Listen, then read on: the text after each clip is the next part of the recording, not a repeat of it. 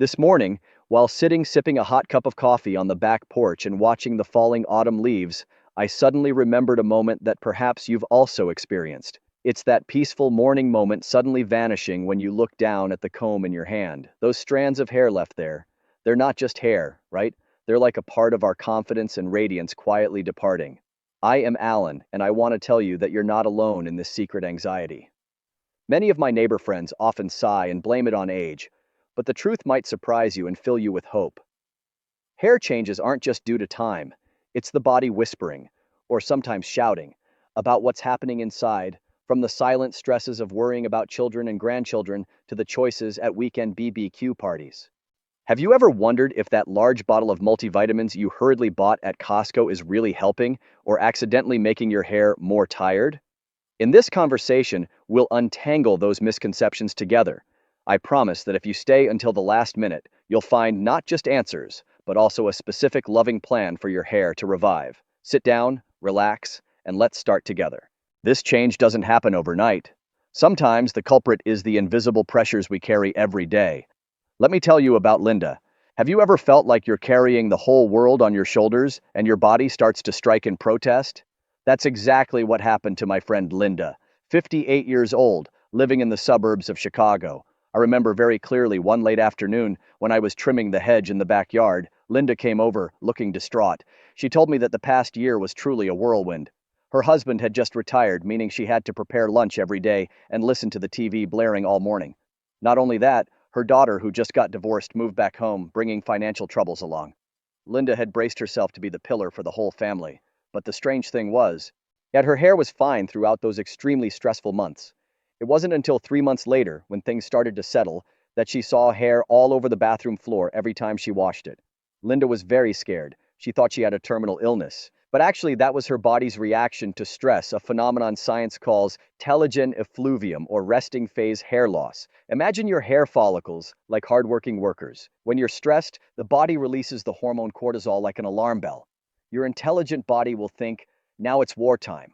We need to pour energy into protecting the heart, lungs, brain. Hair isn't important for survival, let it rest. So, a series of hair follicles in the growth phase, anagen, are forced to shift to the resting phase, telogen, earlier than expected.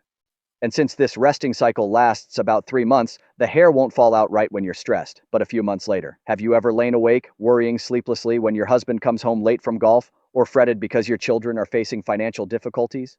If so, be gentle with yourself. The hair falling out isn't it abandoning you, it's a sign of how bravely your body fought to protect you through those stormy days. If you feel Linda's story is like yours, please hit the subscribe button right below. I want us to continue accompanying each other so you never feel alone on this journey. Stress doesn't just disrupt our minds or sleep, it also silently changes how the body processes what we eat every day. And speaking of eating, there's a sweet enemy that we often innocently invite into the house during fun weekend BBQ parties, but it silently damages the hair. Can you guess what it is? The fragrant smell of grilled meat, the joyful sizzle on the grill, and the crispy crust of fried chicken. We all love those flavors, right? They remind us of warm Sunday afternoons, when the whole family gathers in the backyard, with laughter resounding over the traffic noise outside. This reminds me of Susan, a 62-year-old friend living in Texas. Susan is extremely proud of the traditional BBQ parties she organizes for her children and grandchildren every weekend. But once, while cleaning up after a party, she confided in me that she felt her hair becoming increasingly dry and lifeless, even though she had tried all kinds of expensive shampoos at Sephora. You know, sometimes the sweetest things hide small surprises. When the sugar in BBQ sauce combines with protein in meat at high temperatures, they create an interesting chemical reaction, forming an appealing golden brown crust. But this process also creates uninvited guests, called AGEs. Imagine AGEs like a hard candy coating around the collagen fibers under your scalp. Instead of being soft and elastic to nurture the hair follicles, this collagen house becomes rigid, making it hard for hair strands to receive nutrients and more prone to breakage and falling out. Have you ever wondered if there's a way to still enjoy these wonderful BBQ parties while keeping the softness for your hair? The good news is yes, and it's much simpler than you think. Susan tried a small change in preparation, and the result was truly surprising. But the story about hair nutrition doesn't stop there, because even when you think you're eating extremely healthy with lush green salad plates, you might still be accidentally starving your hair in a way few expect. Let's see together why this irony happens. There's an ironic truth I often see when strolling around organic food aisles or farmers markets on Sunday mornings. The women who most meticulously prepare meals are sometimes the ones with the most nutrient-starved hair. This reminds me of Nancy, a family friend of mine living in California. At 55, Nancy is the model of health. She does yoga every morning, says no to red meat, and starts her day with a bowl of whole oats, along with a lunch of mixed bean salad. In theory, that's a wonderful diet for heart health and figure.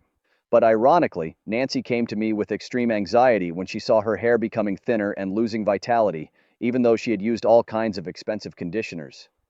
Have you ever felt like you've done everything right by the book, but the results aren't as expected?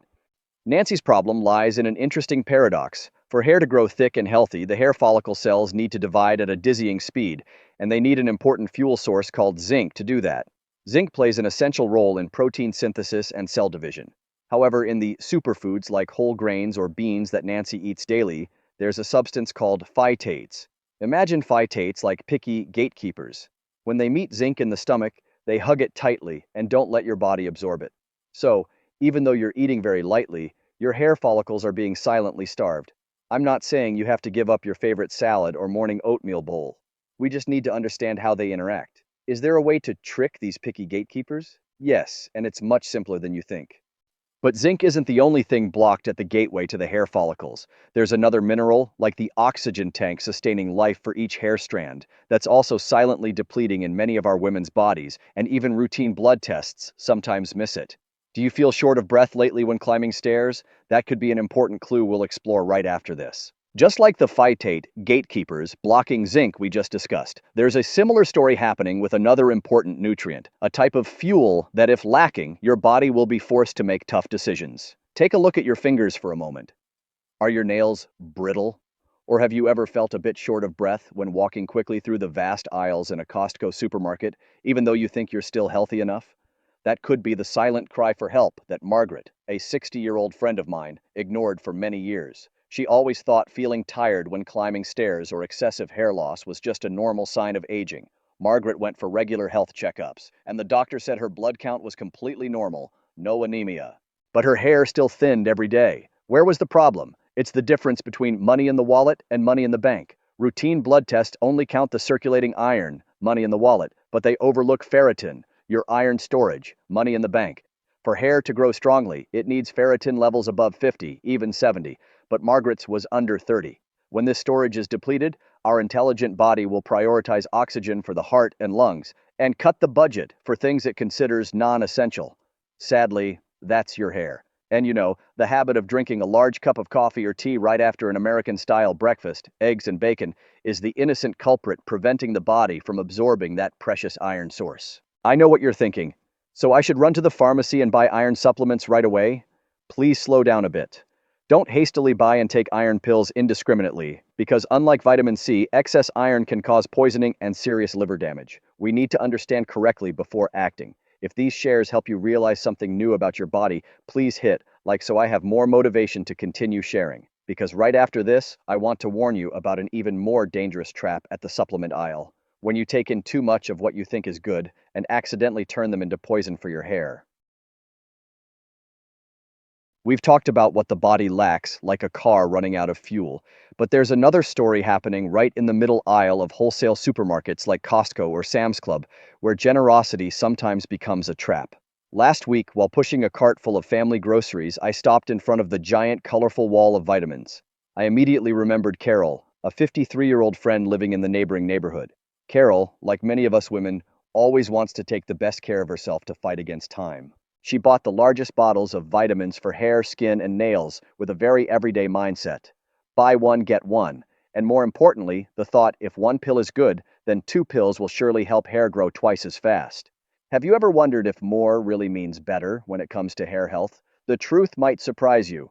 After a few months of persistently taking double the dose of vitamin A and E because she believed they were anti-aging miracle drugs, Carol panicked when she saw her hair not only not thickening, but falling out in large patches. The sad thing is, Carol didn't know that vitamins A and E are fat-soluble. They don't excrete quickly like vitamin C, but accumulate in the body. When taken in excess, vitamin A can cause poisoning and directly cause hair loss. Similarly, excess vitamin E not only thins the blood, but there's also evidence it has a reverse effect on hair growth. Not to mention selenium, a mineral often in these multivitamins. If you notice your nails suddenly brittle and easy to break, feel unusually tired, or your breath smells faintly of garlic even though you didn't eat anything garlic related, be cautious. That could be a sign the body is crying for help due to excess selenium, leading to serious hair loss. So before you add another bottle of supplements to your cart in hopes of regaining youthful hair, remember that our bodies need delicate balance, not overload.